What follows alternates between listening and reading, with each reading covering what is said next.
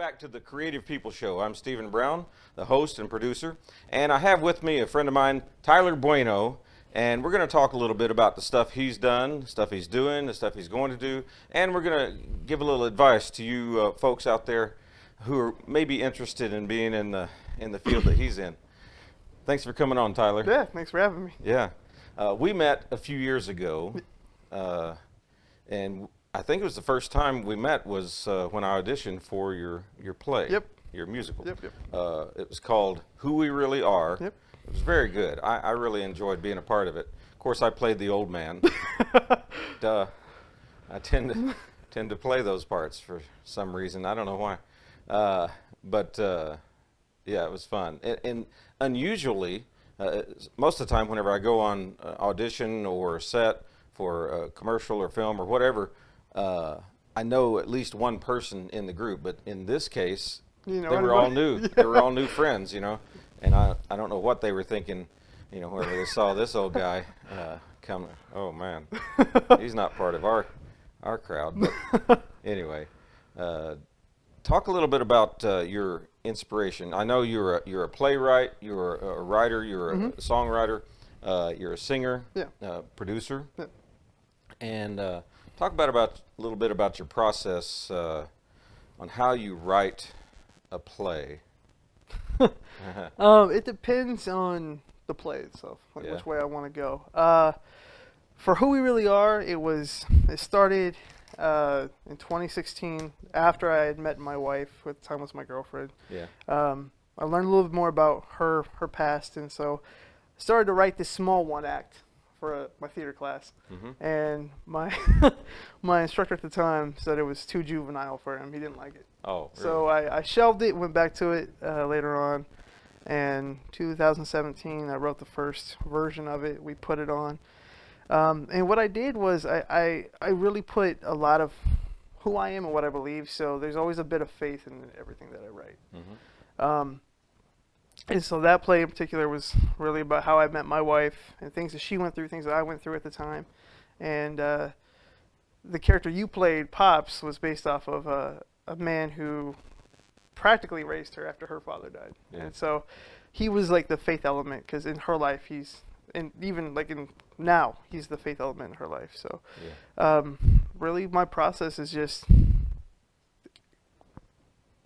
work as you go type of thing. Like I write all I can, and then I go back and I fix what I need to fix. So so you don't write the entire thing and then go back to edit. You do a little bit at a time.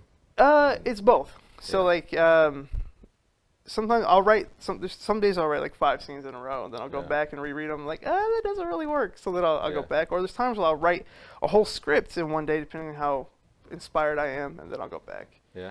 Typically, Serena, my wife, she's the one who will go back and be like, that doesn't work.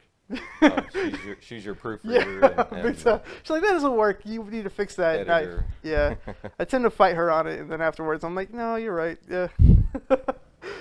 You also mentioned earlier when we were talking about I think it was a play called Fairy Tale.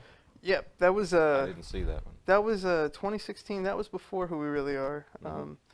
That was a parody of an anime that my wife got me into, and we performed at the library. And because we didn't have all the type of cast we need, we had to change things. So I had to play the main character, who gets turned into he's typically a buff guy. He got turned into a fat guy. So we had one of the characters turn into a girl. It was just a parody. It was a good time. We interacted with the audience, but that one was also a struggle too, because I co-directed that with my wife, and I learned that co-directing is really hard. Yeah. So I know. Yeah. You're a songwriter. Yeah. How many songs have you written, do you know? Oh my gosh. How many songs have I written, or how many songs have I released? Because that's a good question. Written. Okay. Because I know I'm a songwriter too, so I understand this. A huge catalog. Really? I would say finished songs, I would say probably, I want to say close to 50, but a lot of those have not seen the light of day to anybody. Yeah. Well, you're much younger than me, so you've got a lot more time to expand that. But I mean, that's an impressive number. I think I've only written about 50 songs in my life, and I started back in 1976. So yeah, long before you were born. I was 13 when I started singing in the youth choir at church when I was 13 in the summer of 76. And then I picked up the guitar later that summer, my dad's old guitar that he let me have, and a Mel Bay chord book. I just sat there and started learning the chords. And then I wrote my first song maybe the next year, in early 77. So it's probably, I don't know how many years that is, but long time ago. But, you know, like you said, I probably only recorded and released maybe 22 of those songs. You know, that's kind of 23. That's kind of where I'm at too. It's just because you write these songs, and some of them aren't even good. Yeah, I've got some old albums. My first two albums had some older stuff, and even my first song that I ever wrote, well, not the very first song, but the first song that I wanted to release, and you can see a progression in songwriting ability starting from, you know, those early days. Yeah. And that's the big thing. If you're not perfect at something to begin with, and I see this on films and TV when people start trying to play guitar or sing or whatever, and the very first time they try it, if they're not perfect, people say, "You suck, don't try it anymore," or they say that to themselves, you know, and that's not the process. The process is you start bad and you get better. Yeah, if you practice. It's partly inspiration, it's partly perspiration, because over time you will get better if you practice at it and put your passion into it. Because if you have a passion for something, it's going to draw you to that, as you know, you know, the things you've done. Very much. I've also noticed that vocally I've gotten better throughout the years too. So I've gone back and listened to my older stuff and listened to stuff now, and I don't know if it's the maturity in my voice or what's changed, but there's more of a confidence, I guess, whenever I hear myself. So there's that as well. Yeah. But yeah. Let's see. Yeah, you mentioned your wife, Serena. Yeah. You got married since we did the play Who We Really Are. Yep. And you got a couple of puppies and a cat now. And, yep. And you got a full house. Fur babies. Very, very much. We're trying to have an actual baby. Oh, really? It's been a process. Nice. So we'll get there. But nice. But yeah, Serena has been a big motivator for me, because before I met her, I would write things, I would make music, but I wouldn't post them because I never thought anybody would want them. And she's the one who kind of pushes me to put them out there. So. Yeah. There's an old saying that says, "Behind every great man is a great woman pushing him along." Yeah, that's the truth. There's another saying called, "Behind every great man is a woman rolling her eyes at him." Luckily, I have the first one. I do too, but both. You know, sometimes I tell jokes that I think are funny, and my wife doesn't laugh, but other people think they're funny. So anyway. I feel that too. Yeah. So you're working on a new musical. Yes. A play, radio play. Right, yeah. So to be all audio, based on the character Nightwing. Yes. As you're wearing the symbol. I don't know if you know much about Nightwing or not. Really. Okay, so Nightwing is the first Robin to Batman, pretty much. So Dick Grayson. Okay. Yeah. He ended up leaving, became his own hero. In this is a original script, not based off any comics or any movies, but so it's like fan fiction. Fan fiction, yeah. In radio play format, but it's basically him coming back to Gotham to help out. But when he gets back, he's learned things have not been so great between him and Batman. In the comics, Nightwing is with Batgirl, Barbara Gordon. But there have been comics where her and Batman are a thing. And so I wrote it to where he comes back and his relationship with Batgirl has been tampered because she's gotten close to Batman, and that kind of sets him off.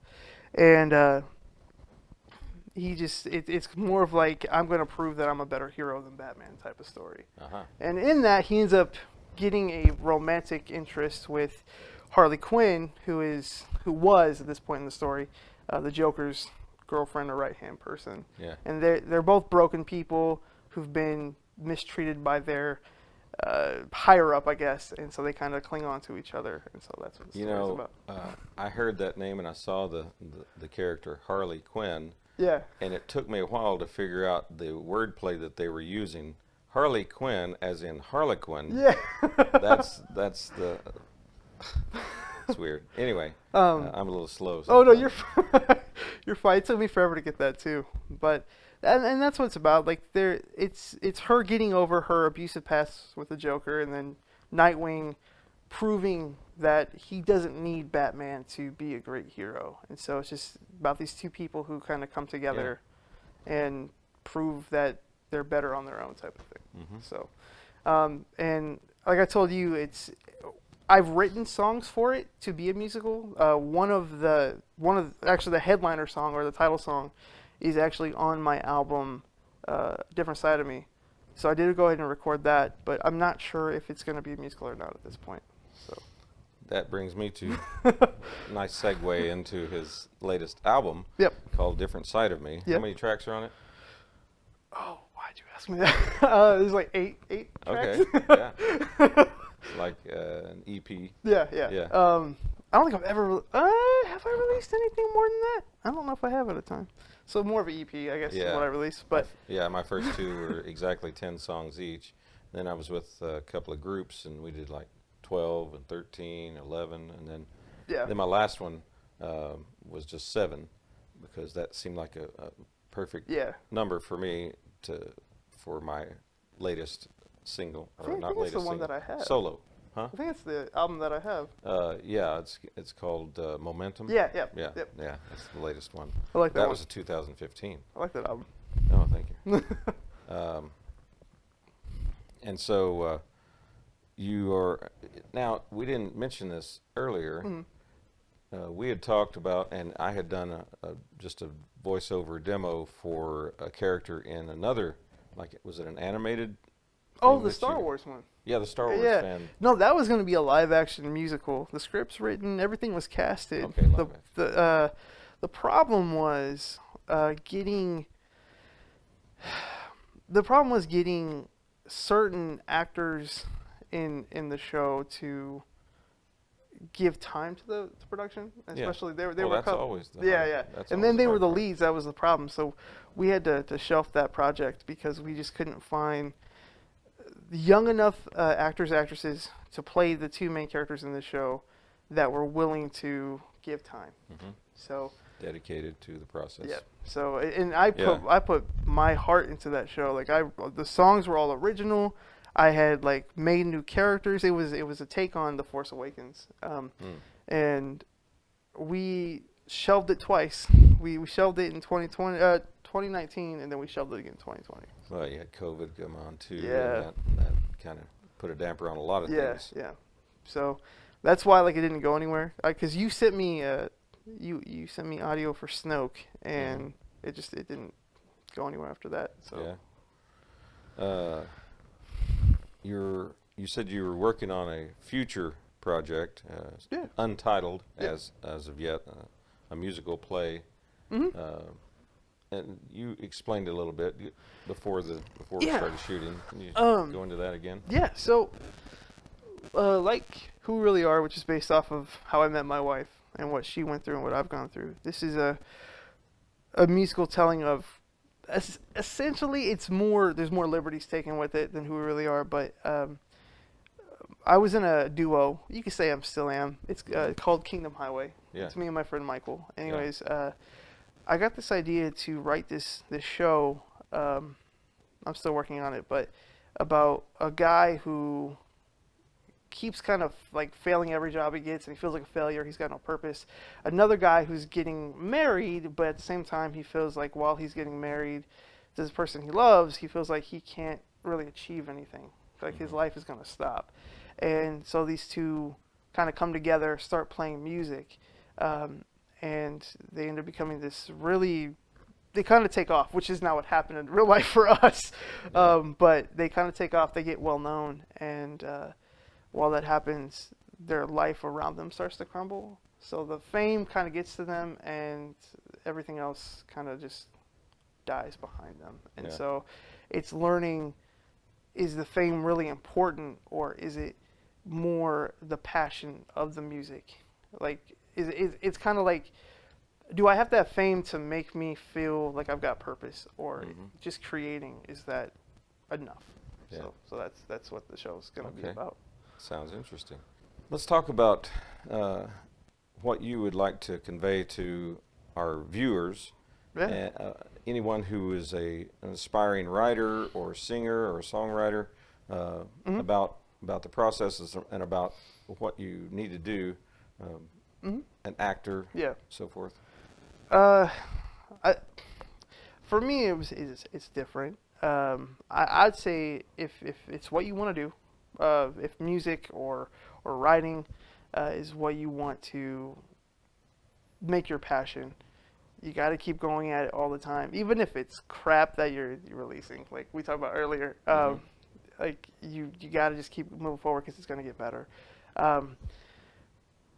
If it's music that you want to do, I say, do you want to decide if you want to do instrumental or if you want to do vocal, and then at that point focus on that. For me, I'm a singer, not really an instrumentalist. So I can play some guitar, but most of the time when I do music, I do it with other people. How do you write the melody, since you're not a musician? Typically, lately I've been, like on this last album, I work with a guy named Ryan who does a lot of the instrumentation for my music, and then I go off of what he creates, and then I make a vocal melody from that, and I write that way. Okay. So, but in the past, it's been more, I grab my guitar, start playing the 4 out of 6 chords that I know, and just it's a basic. And then I used to like build on top of that. So with like GarageBand, I would add drums and whatever, and it just didn't sound as good. And then when I found Ryan, the guy's a genius. So he's a real composer. Oh yeah, he's really good. He can do any kind of music. You can go from hard rock to very relaxed, like jazz acoustic. Like, so he's in Springfield? No, he's actually in Vegas. Oh wow. He's in Las Vegas. So you just talk with him and Skype, or it's Zoom now, not Skype. Yeah. And go back and forth on that. Yeah. That's interesting. I wrote a song one time with a guy whom I've never met to this day. He sent me some poems. And as you know, you can't always just take a poem and put it to music. Because the rhyming scheme, the structure, the cadence, and everything may not fit with the music. So I tweaked it a little bit, changed some of the wording so it would fit, and that was the song. What is it? Okay. Oh, that was the song "I Am Here." Oh, okay. Yeah, actually, the guy who is in northern Michigan, and Mark Deline. Okay. I remembered your name, Mark Deline, and he's a great poet. But that's the only time I've ever done that. Usually, with me, I'm a guitarist, so I sit down with my guitar. Either the melody comes first, or a phrase starts it off, kicks it off, and it sparks my my creative process. But sometimes I'll just have a melody line, with a chord progression. I think, well, that's cool, and then from that sound comes imagery of what I want to say with it. I early on, and I know we were talking about advice, but early on in my writing process, I used to write a lot of songs about. Sorry, should turn that down. I used to write a lot of songs about purpose and meaning, and like a big song I wrote for a long time was a song called "Find My Way," which the final version is in "Who We Really Are." but I had written like 3 or 4 versions of that song, and I'm realizing as I've gotten older, I'm getting away from that theme of purpose and more into more, I guess, human emotion at this point. So I've noticed the different seasons of my life and stages of my life, more things are building theme-wise. Yeah. So, I don't know, you mentioned your writing process, and that kind of got me thinking. I'm like, my themes change all the time anymore. So, but I've written some play stuff, some small plays and vignettes and so forth. But I have a hard time just, doing what you do and creating an entire long play. yeah, I had an idea, and I may have mentioned it to you, and I thought Who We Really Are would make a good short film. yeah, I've heard that a couple you times thought from of it? people. Yes, yeah. Just putting it all together, as you know, you need a good producer and, Yeah. and director and someone who'll charge with it. Yep. Especially if you're going to be in the show as Kurt, yeah. as Kurt. Yeah. Yeah. Which I don't know. I don't know if I would. I was trying to get a new version, like I said, a new version of the show done last year, and I was like, what if I put someone new into the role? I have a hard time with that show. Yeah. Because Kurt means a it's lot so to personal. me. Yeah. I understand. So, how can people contact you and get more information about what you do and, Yeah. and the stuff you've done already and Okay. ideas on plays and stuff? What's your, you have a website or just? I don't have a Facebook? personal one yet. I need Yeah. to get one. But I've, so there's a couple different areas. So YouTube is a big one. YouTube's where I post a lot of my stuff. So Yeah. youtube.com/Tyler Bueno Music. Tyler Bueno Music. That'll be on the screen. Yep. Then facebook.com/T Bueno Music is where like my professional page is, I guess. Instagram, I think, is at Tyler Bueno. So those are the 3. Yeah. The 3 I really use the most. Yeah. But I'm on. Where's your your music? available? Spotify, iTunes, wherever music's got it. sold online. All out there on in Yeah. the online stores. Yeah. Yeah. How's that doing? It did really well last year. This year there hasn't been a whole lot of momentum. So I'm trying to really push this new album, getting people out there to listen to it more. I understand. But it's hard. I understand. I've got 6 albums, and I probably sold maybe 2 in the last year. Yeah. I give away more than I sell. I don't know about you, but Yep. that's just my. That's how I used to do. I used to upload it to SoundCloud and just let people listen to it for free. And now I'm trying to sell it or stream it for money, and no one wants to listen now. So. Well, when you can get 1,000 other or million other songs for free out there, it's hard. It's hard. It's very hard. Hard to sell. I guess you have to have that hook. You have to have a hook, and being new and young, that's beneficial to you. Young compared to me. I'll say I don't feel young anymore. Yeah. I just realized I'm 10 years out of high school. So. Oh wow. See, I think 41 years out of high school. See, not too much older than me. All right. Well, anything else you'd like to talk about? Haven't asked. I don't know if anything to talk about. More just kind of going back to the advice. It's just keep going. Just don't stop. Like even if people tell you you're not good enough or you're not going to make it, it's kind of going back to the play that I'm writing currently. It's just you have to decide, is it for the fame that you're wanting to do this, or is it because you feel it in your heart and your soul that this is what you're supposed to do? Yeah. So just keep that in mind.